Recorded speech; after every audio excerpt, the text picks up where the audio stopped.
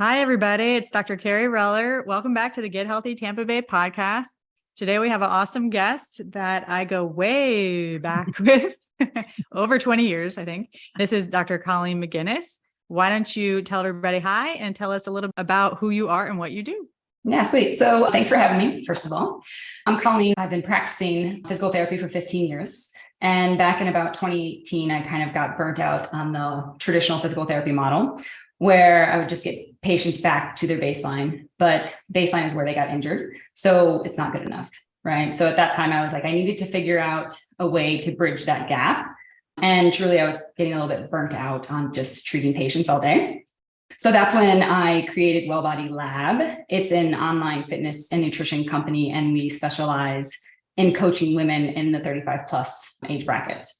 I am still a practicing physical therapist. I practice 3 days a week out of Boulder, Colorado. It's a physical therapy and performance center. In addition to physical therapy, I'm the head strength coach there. So we run multiple strength classes per week. I write all the programming for that. And then I also, about 50% of my day is strength coaching or training with clients as well. So what are those qualifications, certifications that are behind your name? So I have my doctorate in physical therapy. I'm also a women's certified physical therapist. And then I have strength certifications from StrongFirst in both Kettlebell and Barbell. What is a women's certified? What does that mean? It's women's health. So it's mainly pelvic floor. And that's also what got me into specializing with women. In 2012, I dove into the CrossFit world, definitely drank the Kool-Aid. And I was judging at a competition, and the girl that I was judging who was competing was like 24 at the time. She was doing box jumps, and she had to do so many box jumps to finish that workout. And she finished and she got first, but she literally when she jumped down from the box, she just kind of crumbled to the floor. And so, just initially I thought she was injured. So I reached out my hand, I'm like, hey, are you okay? And she looked up at me and she said, I just peed myself.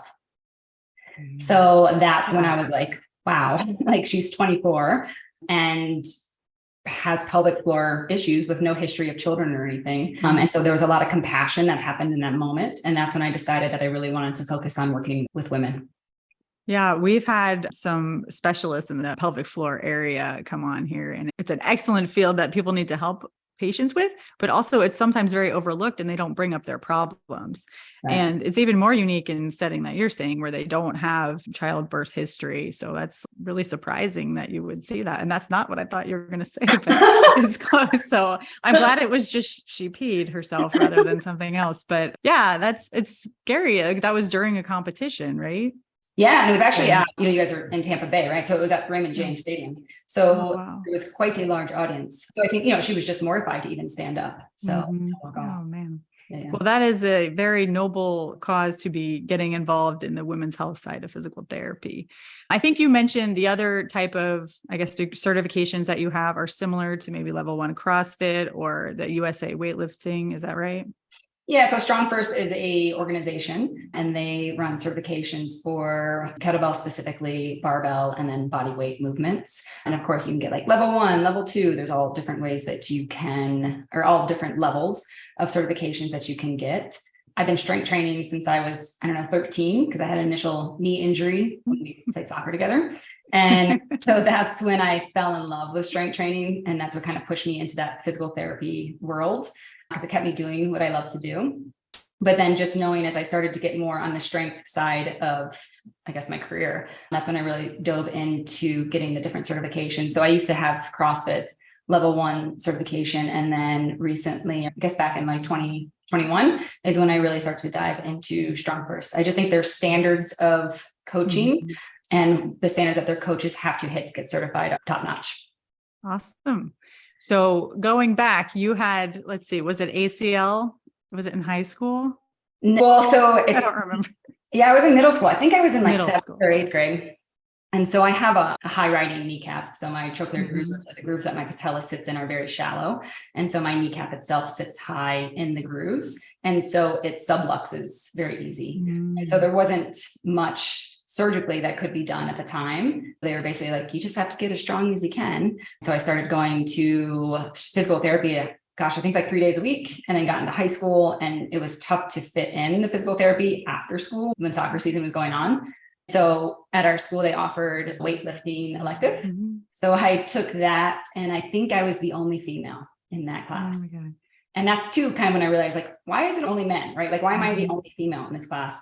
And so it's just, the importance of strength training was never emphasized, I think, as much for female athletes as it was for males. So it was like the whole football team. And not that I'm necessarily complaining about that, but I was just like, wow, why aren't the girls in here training? Absolutely. I think that was definitely something missed when we were younger. I am not really sure what they do now, but they should definitely be doing more strength training. I would think with all the research with ACL injury and the need for strengthening all the muscles around that it would be more focused. I don't know. Do you know if they do that or no? I don't. I should find out. That'd be good to know. But I totally agree. The research is coming out that, especially females going through puberty, the emphasis that we need to make not only on strength training, but also back to like coordination, relearning how to run properly and how to land, like landing mechanics and cutting, all those things that can help prevent the ACL injuries and such. I feel like if we knew, like back when we played soccer, like what we know now, it would be a whole different world. And I bet I would have taken that weightlifting class too, except I think I did PE over the summer, so I wouldn't have to do it later on. Yeah. So I didn't have that. But anyway, this is super fun, but I know we want to use your expertise to tell us all about basically your top 10 common training and nutrition mistakes. So why don't we dive into that? Is there a specific one that you want to start with?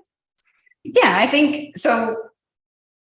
Right now, like my like ideal client that I typically work with and see females 35 plus, and they come to me because what used to work for them is no longer working, right? So, Colleen, like I'm trying to eat less and I'm trying to do more cardio to lose weight or this belly fat or change body composition or increase my energy level or whatever it might be for them specifically. But it's like doing the opposite effect. I feel like I keep getting body fat. I'm so tired and fatigued all the time, right? And so it's kind of learning or knowing now that as our hormones start to change or fluctuate and start to decline, and as we're losing muscle and bone density and mitochondrial function and our metabolic health might start to decline, that's where we're going to get that belly fat or deep visceral fat, that it's super important that we need to adjust our training. So exactly right, that what used to work for us is no longer working because our bodies are changing. So I see a lot that women come in and they're doing hours of cardio every week. And then I ask them, well, what are you doing for strength training? And they're not doing anything, right? Or they're doing really high reps of something because they think that if they're a runner, they should be doing 12 to 15 reps of an exercise because it needs to mimic what they're doing for their cardio, right? So as we're changing and everything's changing, we need a stronger external kind of stimulus to do for us what basically like estrogen used to do for us, right? Estrogen helps us to build muscle and build bone and keep healthy insulin going out to regulate our glucose. And as that declines, we no longer have that estrogen to do that. We need to shift how we're training to get a stronger external stimulus to do those things for us. The two main things that I see that we know occur during this time is sarcopenia and osteopenia. So sarcopenia is our age-associated muscle loss. And then osteopenia is the age-associated bone loss, which then turns into those brittle bones, which increases our risk for fracture. And then both of those are linked to that decline in estrogen. So our training just needs to become very specific, right? And efficient to what we should be doing and stop wasting time on things that aren't helping us or could actually be hindering us or making us have negative results of what we're actually looking for. So the main one that I find that is probably the hardest to push, right, is heavy strength training. And it's that heavy resistance strength training 2 to 3 times a week. I'm not saying to do it 5, 6, 7 days a week, but just 2 to 3 times a week. That's super important, along with impact loading or plyometric training, and then high intensity 2 days a week. And then also prioritizing that recovery. Yeah. So, I mean, I'm sure you nailed them all right there. We'll dive into them more specifically, but I guess maybe that's a good start of like, hey, we are going to talk about heavy resistance strength training, impact loading, and sprint training and recovery. All right. So yeah, let's focus heavy resistance strength training. So clearly when I talk to patients, we're talking about the physical activity guidelines for Americans, right? So it's 150 minutes of moderate to a high intensity or high intensity would be 75 minutes a week. And then 2 days of strength training, right? So why do you say the heavy strength training? So In order to build muscle, we have to challenge the muscle, and we have to challenge it with a load that is heavy.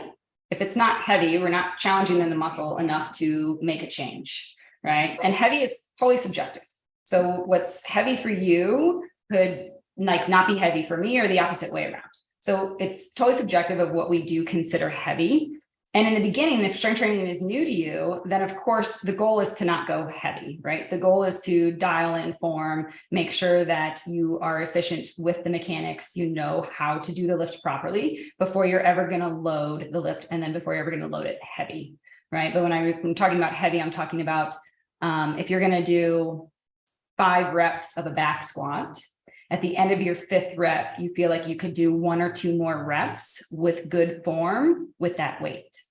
So if you could do another 5, 6, 7 reps, whatever it might be, it's not heavy enough. You're not challenging, you're not giving that strong enough external stimulus to the muscle to then break it down and build it up stronger again. I think the other thing too that's important is how many reps that you're doing. So if we're talking about building strength, we're looking at like 6 reps and below. For above 8, 12 reps, that's hypertrophy. That's that muscle size. So bodybuilders, they want to look like they lift. And then anything 12 kind of plus, that's muscular endurance. And I don't think that you should waste your time trying to build muscular endurance in the gym. You should be focusing on strength there, and then do your muscular endurance out riding your bike or running or playing with your kids, whatever that might look like. So the rep mount that you're recommending usually is 6 or under. Is that what you're saying? Okay. Yeah, to build strength. And then also focusing on compound lifts with that. So our compound lifts are those multi-joint lifts, right? So it's your squat, it's your deadlift, it's your bench press, it's a hip thrust. It's things that's incorporating the whole body through a larger range of motion and incorporates multiple joints. The reps is super important. The type of exercise or movement pattern that you're picking, the load. And then the other biggest thing too is following a plan with progressive overload in it. So progressive overload, that's when you're going to make tiny changes to maybe your reps, your weights, your sets, the intensity, maybe the tempo of the movement or the overall volume over time so that you get stronger. If you're constantly kind of mix it up, right? For them to keep the muscles questioning of what's going on, right? Yeah, I mean, to a certain extent, right? Like you want things to be a little bit boring. You want to have repetition, right? So for 4 to 12 weeks, you're going to perform a cycle of very similar exercises, but maybe there's slight changes each week in the exercise, or slight changes in the reps, or slight changes in the sets and in the weight that you use, so that over that time, within the very similar movement patterns, you're building strength. If you switch things up too frequently, you're not giving enough stimulus repetitively to make a change. Got it. Wow. That makes sense. I'm learning a lot too. So I just typically do some video that works well for me, but I'm not as much in the gym. So this is great. I think, every listener needs to get more involved in this too. Mm-hmm. So is that mostly describing all the heavy lifting and? Yeah, I mean, like back to your point of people, like, oh, I just do a video and you think that's good, right? Like, I think a lot of people can more relate to if you were going to sign up for a marathon. So if you're going to sign up for a marathon, right, you're going to either purchase a plan online that's been proven to prepare you for the marathon, or you're going to get a run coach to prepare you for the marathon. And you're going to start training months in advance for this marathon. So at least you can show up on the day of the marathon and do well, finish the marathon, and be prepared for it. So the same needs to be thought about or looked at in the same way for a strength training program, right? Mm-hmm. If you are just doing random workouts, picking random weights, doing random sets of things and random exercises, like you're going to crash and burn. You're not going to finish your marathon. And for us females, the marathon is basically like the rest of our life, because we're fighting a constant decline in muscle mass and bone density and mitochondrial function and metabolic health, right? So instead of crashing and burning, let's set ourselves up for success. Awesome. Yeah, absolutely. I mean, I do often talk with my patients about the estrogen decline and the importance of the strength training, because that's what's going to help them maintain the muscle mass and improve bone health. So, I mean, I'm totally on the page here. How about with the plyometrics? Yeah. So we kind of talked about osteopenia, osteoporosis, right? So plyometrics, so strength training Also, in addition to improving muscle mass and improving our metabolic health, it plays a huge role in bone density, and it pairs really well with plyometric or impact load training. So with strength training, with a strong stimulus, the muscle is going to pull on the bone, and it pulls on the cortical bone, which is like 80% of the bone. And then that part of the bone is going to lay down more bone to resist the pull of when the muscle's contracting on the bone to get it stronger. Right. And then when we incorporate impact loading, that multi-directional specifically versus just linear, the multi-directional will cause the bone to, again, resist that force and lay down more bone. So with impact loading, your bone's going to respond, or by that bouts of stress, but by getting stronger. So give me an example of multi-directional. Yeah. So maybe it's lateral bounce.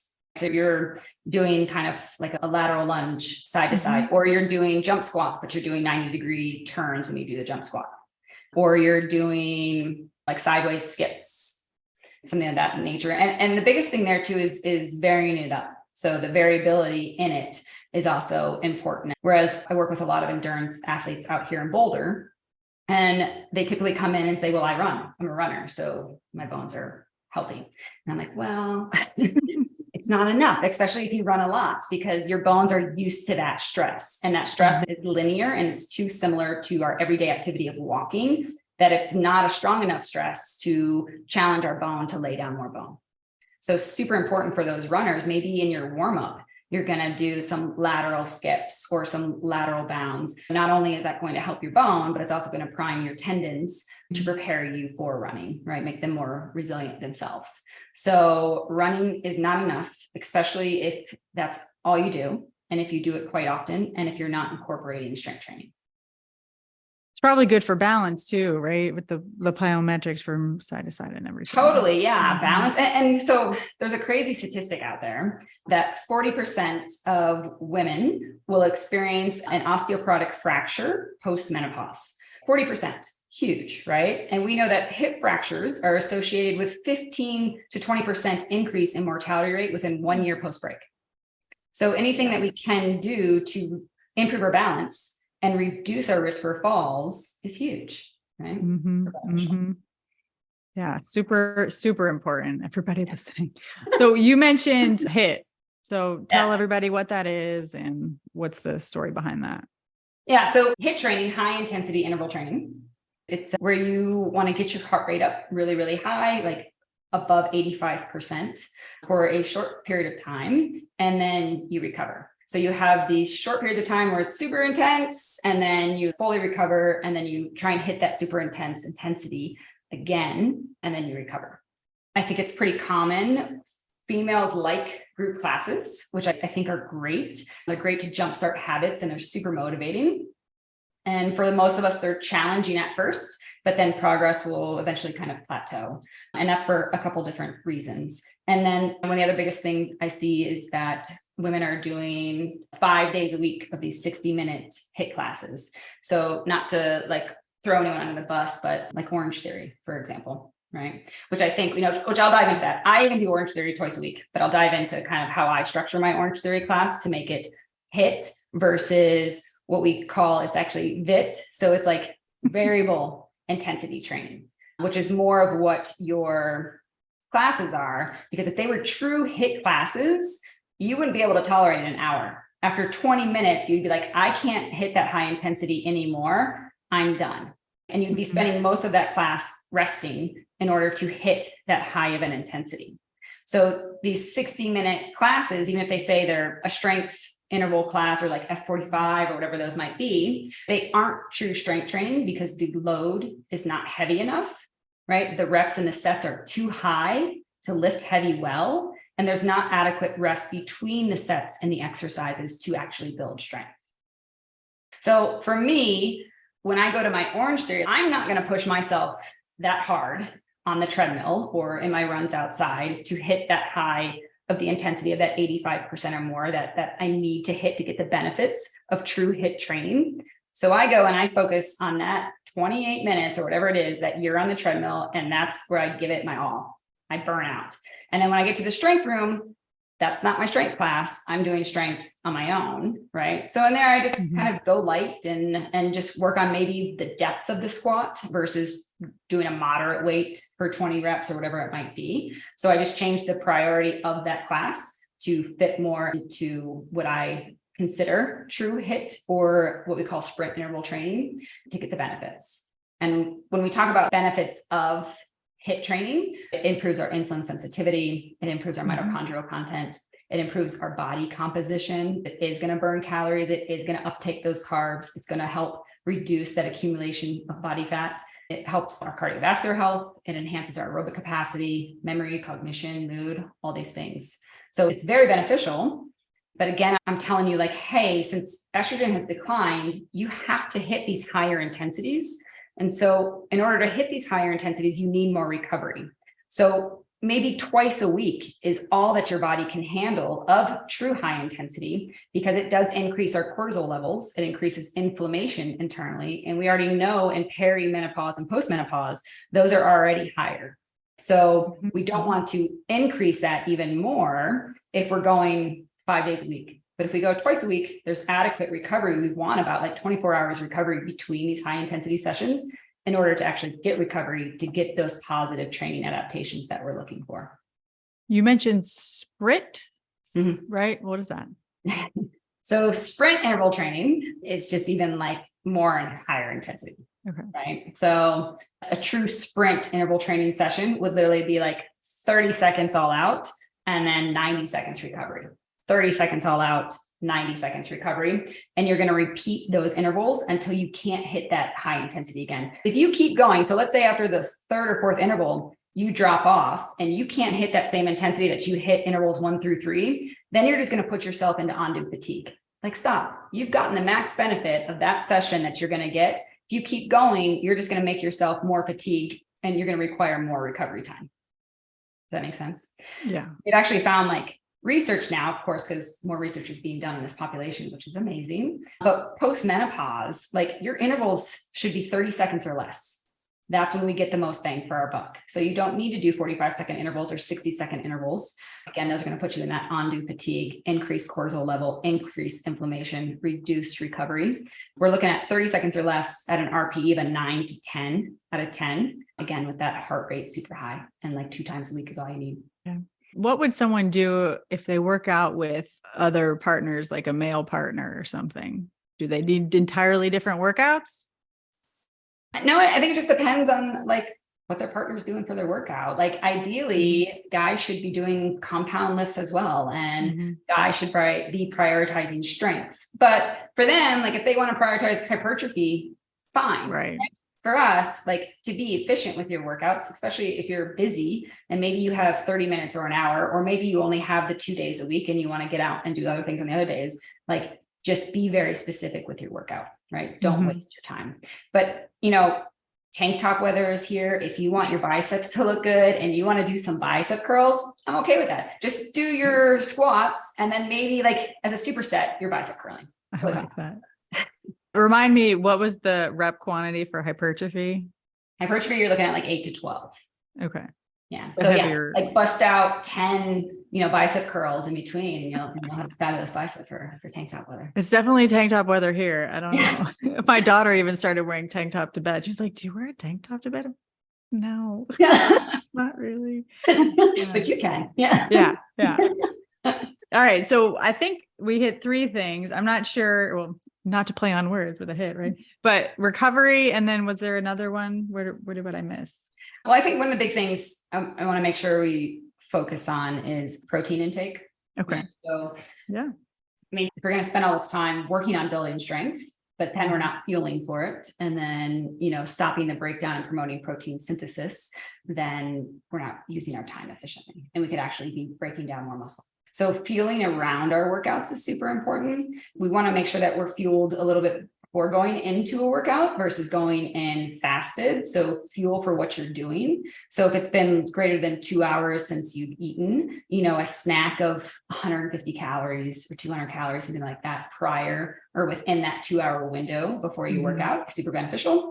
Again, cortisol levels are raised already in this population. And if you're an early morning workouter, You wake up, you're fasted, you might have your cup of coffee, which again is going to increase cortisol. And then you're going to go exercise, which is going to increase cortisol, right? You're not going to get the most benefit, and you can get like the negative benefit, which is the opposite of what you want. So making sure within 2 hours, you have like 150 calorie snack of carbs and protein, more carb heavy if you're doing endurance, a little bit more protein heavy if you're doing strength. And then the biggest thing is really within 30 to 45 minutes post strength training session, you want to get between 30 and 40 grams of protein. So for women, our window is much smaller than a man to stop the breakdown of our muscle and then get it to start building. Men have hours. They have hours to be able to get their protein in, where we only have 30 to 45 minutes. And we actually require a greater amount of protein, because the protein, when we eat it, it has to go through our brain first, and then it goes to our muscle. Where men, it goes directly into their muscle. So they can do like 25 grams. Whereas once we hit our 30s and our 40s, a good rule of thumb is in our 30s, we're hitting 30 grams of protein within that 30 to 45 minutes post-strength session. And then in our 40s, we want about 40 grams. Ideally, it's weighs the best, or the one that's going to give you the most bang for your buck. Post-exercise whey isolate, because it's the fastest digesting and it's not going to fill you up per se. So let's say you have a busy morning, or if it's in the evening or whatever it might be, and you're probably not going to get home to make your dinner or to get your lunch and whatever it is, but it might happen within an hour and a half or an hour. Drink your shake immediately. That will kind of tie you over. That way we're stopping that breakdown, we're promoting synthesis, and then it gives you time to make your meal, and you won't be full from the protein isolate, so you'll still have the hunger to eat your normal meal. So what do people do if they just can't eat before they work out because they work out super early? So you could blend in a little bit of protein with your coffee. So you could have your shot of espresso, and you're going to have maybe a little bit of vanilla protein. It will kind of taste like a creamer, and blend it in together. And maybe it's a half a scoop, right? And then you're drinking that. And can you give some more examples of protein other than like protein powders and shakes? Like what else can people do? Yeah, I mean, any kind of like Greek yogurt is a great protein source, cottage cheese, of course, any lean meat. So your chicken, your beef, your shrimp, anything that's, I don't like to really recommend peanut butter. I think a lot of people think that peanut butter is a great protein source, but it's mainly a fat source. But as a great kind of snack before a workout, if you could only get like a half a rice cake with a little bit of peanut butter on it and munch on that, that's great, because you are getting some carbs, are getting a little bit of protein, and then a little bit of fat. But yeah, dairy, if you are vegan, vegetarian, and post-workout, you don't want to do a whey protein source, there's very good plant-based powders out there. You just want to make sure they found that the best way is to mix. So if you're going to do maybe like half pea, half hemp, and then making sure that it has at least like 3 to 3.5 grams of leucine in it, because the leucine is what's really going to help to digest that protein powder. Yeah, that's good to know. I mean, I know a lot of people have whey allergy, so definitely need alternative to that. And it also tears apart people's stomach, I think. Yeah. I've heard that too. Right? And I think it's super important, like if you're not used to taking a powder protein supplement, like always ease into it. Don't go from not taking one at all and like, oh, Colleen said I got to take 40 grams. So I'm going to take 40 grams and then have a ton of GI upset. So always just the same thing with like lifting heavy, ease into it, take your time, see how your body reacts to it. And also the sweeteners, they can put different sweeteners in the proteins. And so a lot of times people can have the GI upset from the sweetener and not actually like the protein source itself. So looking for protein powders that have very little or no artificial sweeteners can really help if you are someone who does get GI upset. Yeah, especially sugar alcohols too. Totally. Yeah. Other good ones, nuts, eggs. You recommend those? Oh, eggs are fabulous for protein. Okay. A thing to remember with eggs, though, is like one egg is 7 grams. So, I typically recommend that someone shoots for close to about 1 gram of protein per day per body weight. So having one egg in the morning is just not enough, but adding in egg whites is a great alternative. So maybe you have 1 or 2 eggs and then you add in more egg whites. Or if you're an oatmeal person, you could have your oatmeal, and instead of using the water, you use egg whites as the liquid in there. That way you can get some protein in that way. Those are 2 really good ways in the mornings for breakfast. And I like to tell people, like, most people typically eat breakfast at home, whereas throughout the day, you might get caught up eating lunch out, or you might be eating dinner out.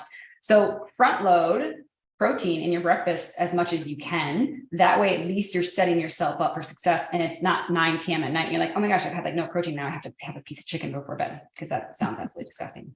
Right. So it's really like focus on your protein earlier in the day, because we know that life can get away from you, or things change, or you might have an event, or you're going to go out to dinner, or whatever it might be. And then you're not struggling at the end of the day to get more protein in. Got it. I guess I have one question, and this is probably something that you're not really a proponent of, but what about people who are doing intermittent fasting? Well, I think it depends on the time, the duration that you're doing it, and then making sure, like, the time, the window that you are eating, kind of what does it look like that you're eating within that window? And then I would make sure that your workout is within the window that you're not fasting. So that would be the biggest things there, is like, because a lot of times too, people can fast for 12 or 16 hours, but then you have a decent window of time that you can still eat throughout the day. And as long as you're getting what you need into that time, and you're not calorie restricting a ton, then I think it could be okay. I think fast longer than, especially in this population. I mean, I'm talking about males, I'm talking about peri and postmenopausal women. Anything longer than like 16 hours can start to have a negative effect. Okay. Yeah, I definitely think that's a really good tip. If they are doing that, to do the workout during the non-fasted state, that's probably super important. And I mean, I usually just say you still need to get your protein requirements. We still need to get 100%. Like, could be like 50 per meal, but that's hard to do. You got to get creative. If you have a small window. Yeah. But yeah, I mean, like, take an easy way to like figure it out is take your body weight and divide it by however many meals your day you're having. So if it's 3, right, or if it's 4, then you kind of figure out how much you should have in each meal. I mean, yeah, if you're a 140-pound female and you're only eating 2 meals a day, like 70 grams per meal, like, we're not gonna be able to digest all of that anyway. Right. And that sounds terrible. Definitely overeating. Yeah. Right. So, if your window is smaller, think about that, and think about, can you feasibly get the protein in within that window? And if not, maybe you have to tweak it an hour or something, like figuring out kind of how to make that work. Awesome. So how about recovery?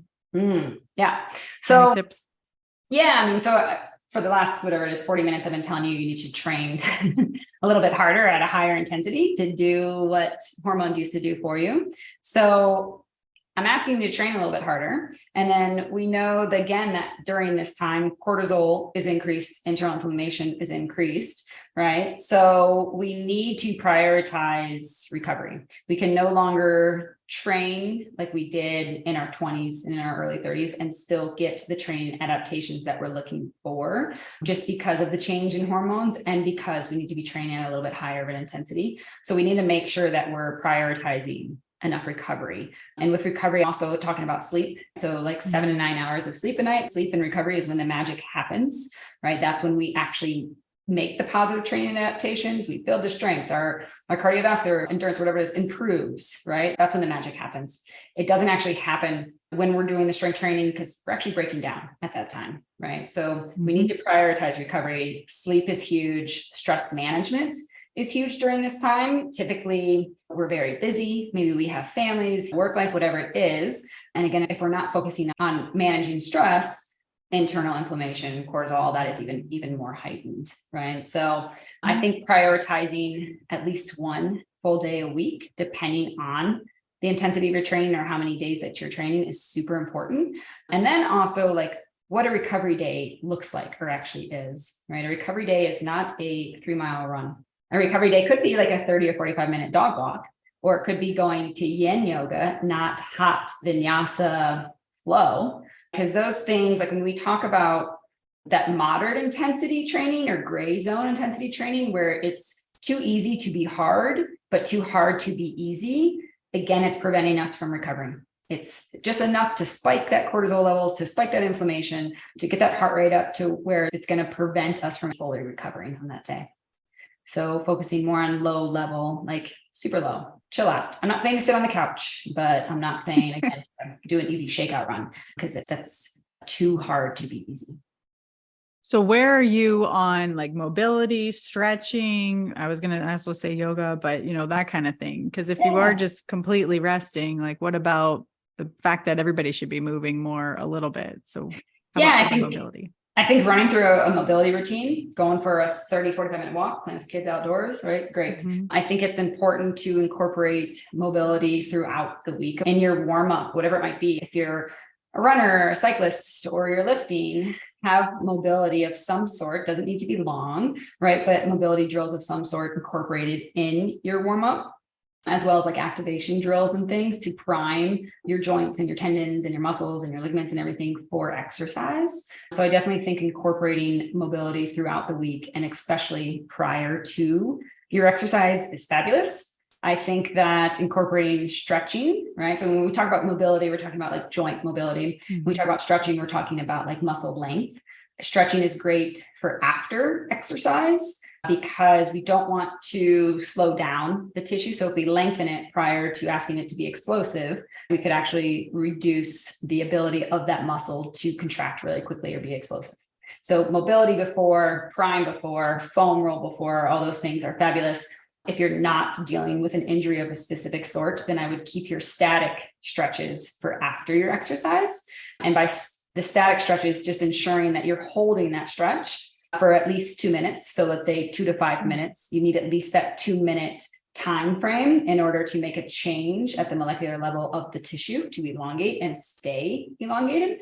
The other biggest thing there is to not stretch over about an intensity of like a 3. So if you're stretching, you're like, oh my God, like it hurts so bad. I'm sweating. I can barely move. I can't believe how tight I am. Your nervous system is actually kicked in and it's like, whoa, like, I don't like what we're doing. I'm actually going to tense up on you and actually prevent that muscle from being able to relax into the stretch and get a stretch. So a lot of times with stretching, as far as intensity goes, less is way better than more. More is better for the duration of the hold, but not for the intensity. These are awesome tips. I can't thank you enough. I'm like trying to rapidly take notes for myself for future too. But is there anything else that you'd like to share with the audience on this? No, I think the biggest take home is if you're not strength training, start strength training.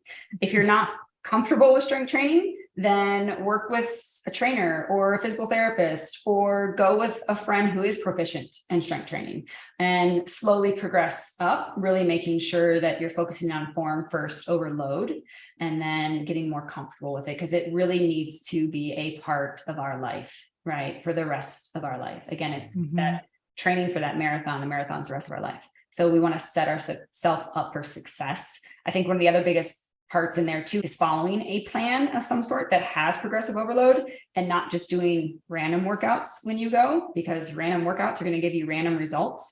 So incorporating strength training, if you're not proficient or not comfortable with it, making sure you work with someone who is to teach you, and then making sure that you're following a plan with progressive overload. So if they want to work with someone like you, how can they find you? So they can find me online if they're not local and they're, well, I guess most people probably won't from Tampa Bay, but they can find me online. The best way is either email. So Colleen at wellbodylab.com, on my Instagram, which is wellbodylab_Dr. Colleen, or my website, which is wellbodylab.com. I will be honest, I am not on my website very much and it is not too up to date. And if you send me a message on there, it might take me a few weeks to realize. So the best would be directly email me or to send me a DM on Instagram. Okay, definitely important. And we will put all that in the show notes for sure.